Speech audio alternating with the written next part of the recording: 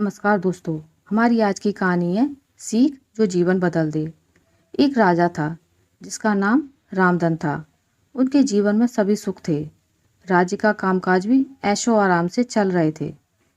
राजा के नैतिक गुणों के कारण प्रजा भी बहुत प्रसन्न थी और जिस राज्य में प्रजा खुश रहती है वहाँ की आर्थिक व्यवस्था भी दुरुस्त होती है।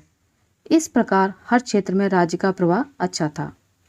इतने सुखों के बाद भी राजा दुखी था क्योंकि उनकी कोई संतान नहीं थी। यह गम राजा को अंदर ही अंदर सताता रहता था। प्रजा को भी इस बात का बहुत दुख था। वर्षों के बाद राजा की यह मुराद पूरी हुई और उसे एक पुत्र की प्राप्ति हुई। पूरे नगर में कई दिनों तक जश्न मनाया गया। नागरिकों को राजमहल में दावत दी गई। राजा की इस खुशी में प्रजा भी झूम रही थी।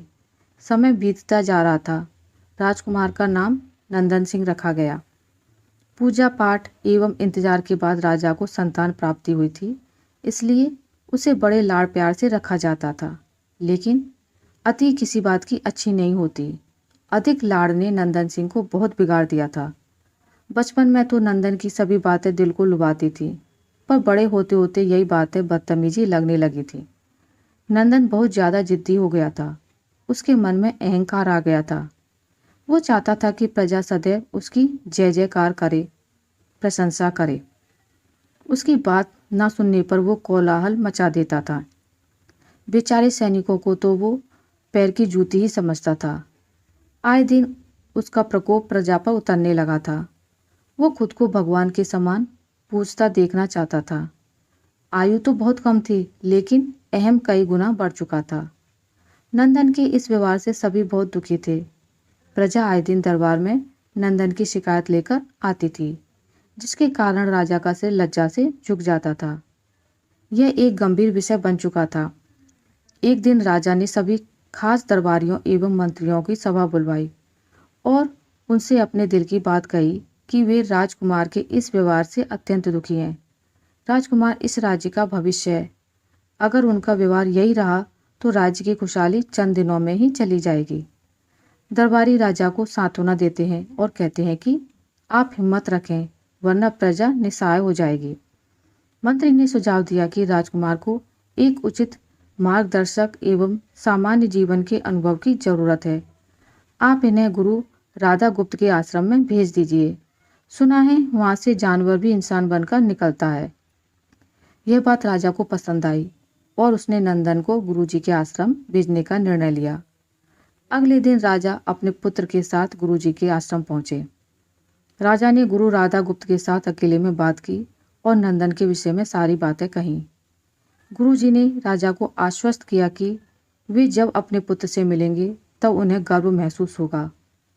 गुरुजी के ऐसे शब्द सुनकर राजा को शांति महसूस हुई और वे सहर्ष अपने पुत्र को आश्रम में छोड़कर राजमहल लौट गए। अगले दिन सुबह गुरु के साथ चेले द्वारा नंदन को भिक्षा मांगकर खाने को कहा गया, जिसे सुनकर नंदन ने साफ इनकार कर दिया। चेले ने उसे कह दिया कि अगर पेट भरना है तो भिक्षा मांगनी होगी और भिक्षा का समय शाम तक ही है, अन्यथा भूखा रहना पड़ेगा। नंदन ने अपनी अकड़ में चेले की बात नहीं मानी और शाम होते होते उसे भूख लगने लगी, लेकिन उसे खाने को नहीं मिला। दूसरे दिन उसने भिक्षा मांगना शुरू किया। शुरुआत में उसके बोल के कारण उसे कोई भिक्षा नहीं देता था, लेकिन गुरुकुल में सभी के साथ बैठने पर उसे आधा पेट भोजन मिल जाता था। धीरे धीरे उसे मीठे बोल का महत्व समझ आने लगा और करीब 1 महीने बाद नंदन को भरपेट भोजन मिला, जिसके बाद उसके व्यवहार में बहुत ही परिवर्तन आए। इसी तरह गुरुकुल के सभी नियमों ने राजकुमार में बहुत से परिवर्तन किए, जिसे राधा गुप्त जी भी समझ रहे थे। एक दिन राधा गुप्त जी ने नंदन को अपने साथ सुबह सवेरे सैर पर चलने को कहा। दोनों सैर पर निकल गए। रास्ते पर बहुत बातें की। गुरुजी ने नंदन से कहा कि तुम बहुत बुद्धिमान हो और तुम में बहुत अधिक ऊर्जा है, जिसका तुम्हें सही दिशा में उपयोग करना आना चाहिए। दोनों चलते चलते एक सुंदर बाग में पहुंच गए, जहां बहुत सुंदर सुंदर फूल थे, जिनसे बाग महक रहा था। गुरुजी ने नंदन को बाग से पूजा के लिए गुलाब के फूल तोड़ने को कहा। नंदन झट से सुंदर सुंदर गुलाब तोड़ लाया और अपने गुरुजी के सामने रख दिए। अब गुरुजी ने उसे नीम के पत्ते तोड़कर लाने को कहा। नंदन वो भी ले आया। अब गुरुजी ने उसे एक गुलाब सूंघने को दिया और कहा, बताओ कैसा लगता है। नंदन ने गुलाब सूंघा और गुलाब की बहुत तारीफ की। फिर गुरुजी ने उसे नीम के पत्ते चखकर उनके बारे में बताने को कहा। जैसे ही नंदन ने नीम के पत्ते खाए, उसका मुंह कड़वा हो गया और उसने उसकी बहुत निंदा की और पीने का पानी ढूंढने लगा। नंदन की यह दशा देख गुरुजी मुस्कुरा रहे थे। पानी पीने के बाद नंदन को राहत मिली। फिर उसने गुरुजी से हंसने का कारण पूछा। तब गुरुजी ने उससे कहा कि जब तुमने गुलाब का फूल सूंघा तो तुम्हें उसकी खुशबू बहुत अच्छी लगी और तुमने उसकी तारीफ की, लेकिन जब तुमने नीम की पत्तियां खाईं तो तुम्हें वो कड़वी लगी और तुमने उसे थूक दिया और उसकी निंदा भी की। गुरुजी ने नंदन को समझाया, जिस प्रकार तुम्हें जो अच्छा लगता है तुम उसकी तारीफ करते हो, उसी प्रकार प्रजा भी जिसमें गुण होते हैं उसकी प्रशंसा करती है। अगर तुम उनके साथ दुर्व्यवहार करोगे और उनसे प्रशंसा की उम्मीद करोगे तो वे यह कभी दिल से नहीं कर पाएंगे। इस प्रकार जहाँ गुण होते हैं वहाँ प्रशंसा होती है।